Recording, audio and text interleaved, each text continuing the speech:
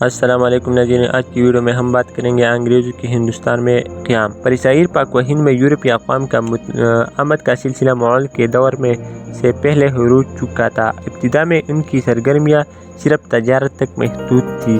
18ویں صدی عیسوی میں ہندوستان کے معاول کا اقتدار کمزور ہونے لگا تھا۔ ایسٹ انڈیا کمپنی نے یہاں کے حکمرانوں کو کمزوری اور اندرونی انتشار کا بھرپور فائدہ اٹھایا اور آہستہ آہستہ ہندوستان کے اندرونی سیاست میں اپنا اثر و رسوخ بڑھانا شروع کیا۔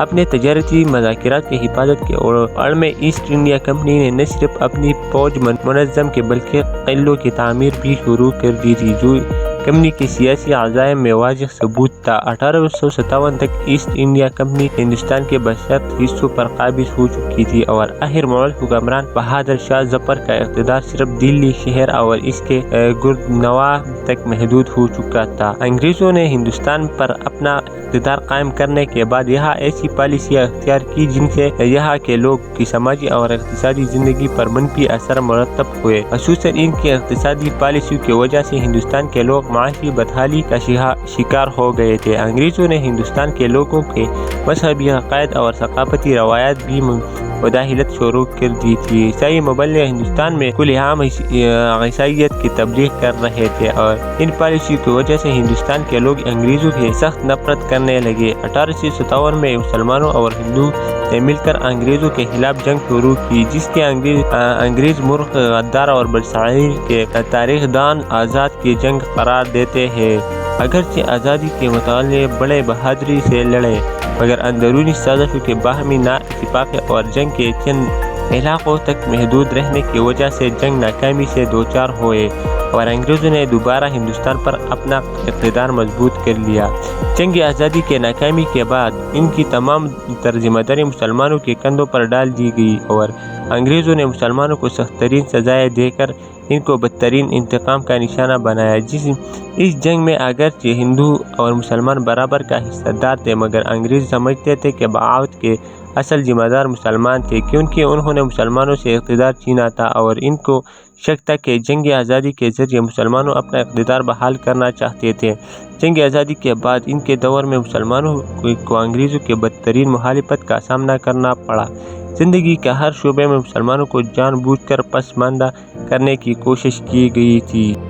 انتہا پسند ہندوؤں نے بھی اس موقع کا بھرپور فائدہ اٹھایا اور انگریزوں کے ساتھ مل کر مسلمانوں سے ہندوستان پر کئی سو سال تک حکومت کرنے کا بدلہ لینے کی کوشش کی، مگر کسی حد تک مسلمان خود بھی اپنے اس بری حالات کے ذمہ دار تھے۔ مسلمانوں نے انگریزوں سے نفرت کر بنا انگریزی زبان اور جدید مغربی طرز تعلیم کو قبول کرنے سے انکار کر دیا تھا، جس کے بغیر نہ تو سرکاری ملازمت حاصل کی جا سکتی تھی اور نہ ہی زندگی کے دوسرے شعبے میں ترقی ممکن تھی۔ دوسری طرف ہندوؤں نے جلد ہی ہندوستان کی نئی سیاست حقیقی ساتھ سمجھوتہ کر لیا۔ انہوں نے نہ صرف انگریزی زبان سیکھی اور جدید مغربی علوم کی تعلیم حاصل کی، بلکہ انگریزی کے ساتھ تعاون کر کے ان کا اپنے وفاداری کا یقین دلانے میں بھی کامیاب ہوئے۔ جبکہ جنگ آزادی کے فوراً بعد مسلمانوں کی آبادی تقریباً 5 کروڑ تھی، مگر باوجود اتنی بڑی آبادی سے وہ ایک محکوم اقلیت بن چکی تھی۔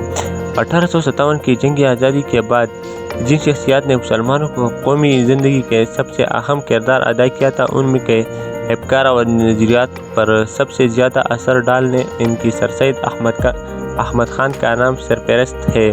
سر سید احمد خان جدید مغربی علوم کے حصول اور انگریز حکمرانوں سے اچھے تعلیمات کو مسلمانوں کی تمام مشکلات کا حل سمجھتے تھے۔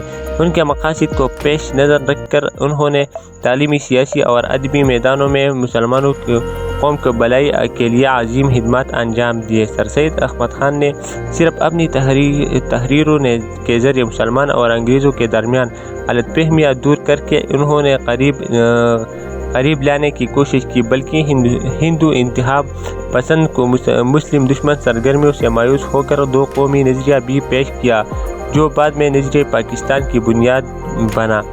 جنگ آزادی کے بعد کے دور میں مسلمانوں کی تعلیمی حالات انتہائی خراب ہو گئی تھی، کیونکہ مسلمان آبادی کی اکثریت نے محض انگریز دشمنی کے بنا پر جدید مغربی علوم کے حصول سے انکار کر دیا تھا۔ مسلمانوں کی یہ خوف تھا کہ مغربی علوم سیکھ کر ان کے بچے اپنے مذہب سے دور ہو جائیں گی۔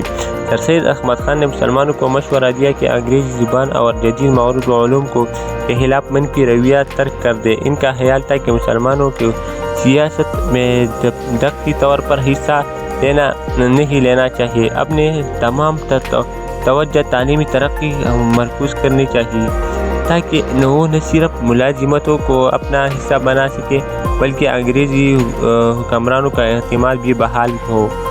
علی گڑھ تحریک کے باقاعدہ آغاز سے پہلے سر سید احمد خان نے تعلیمی میدان میں مسلمانوں کی ترقی کو اپنی زندگی کا مقصد بنا لیا تھا۔ اپنی ملازمت کے دوران انہوں نے 1859 میں مراد آباد میں اور اس کے بعد غازی پور کے مقام پر اسکول قائم کیا۔ 1863 میں انہوں نے غازی پور میں سائنٹیفک سوسائٹی کے نام سے ایک ادارہ قائم کیا جس کا مقصد یورپی زبان میں مختلف جدید علوم پر لکھی گئی کتابیں اور اردو زبان میں ترجمہ کرا کر ہندوستان کے لوگوں کو یہ موقع فراہم کرنا تھا کہ وہ ان کتابوں سے فائدہ حاصل کیا جا سکے۔ 1869 میں سر سید احمد خان نے اپنے بیٹے سید محمد کے ساتھ انگلستان گئے۔ سر سید سمجھتے تھے کہ زندگی کے مختلف شعبوں میں انگریزوں کی ترقی میں ان کے نظام تعلیم کا کردار سب سے اہم ہے، لہٰذا انگلستان میں قیام کے دوران سر سید احمد خان نے وہاں کے چند بہترین تعلیمی اداروں کا دورہ کر کے ان کے طرز عمل کو مشاہدہ کیا اور اپنا لیا۔ 1877 میں انگلستان سے واپسی پر سر سید احمد خان نے انجمن ترقی مسلمانان ہند کے نام سے ایک کمیٹی قائم کی جس کا کام مسلمان اور جدید تعلیم سے بیزاری کی وجوہات معلوم کر کے اس بارے میں تجاویز پیش کرنا تھا۔ اس کمیٹی نے علی گڑھ کے مقام پر ایک کالج قائم کرنے کی تجویز پیش کی۔ سر سید کو موجودہ کالج کی انتظامی کمیٹی کا تحت سیکریٹری نامزد کیا گیا۔ سر سید نے کالج کے قیام کے لیے چندہ اکٹھا کرنے کی غرض سے ہندوستان کے مختلف علاقوں کا دورہ کیا جس کے دوران انہوں نے مسلمانوں کو جدید تعلیم کے حصول کی اہمیت سے بھی آگاہ کیا گیا۔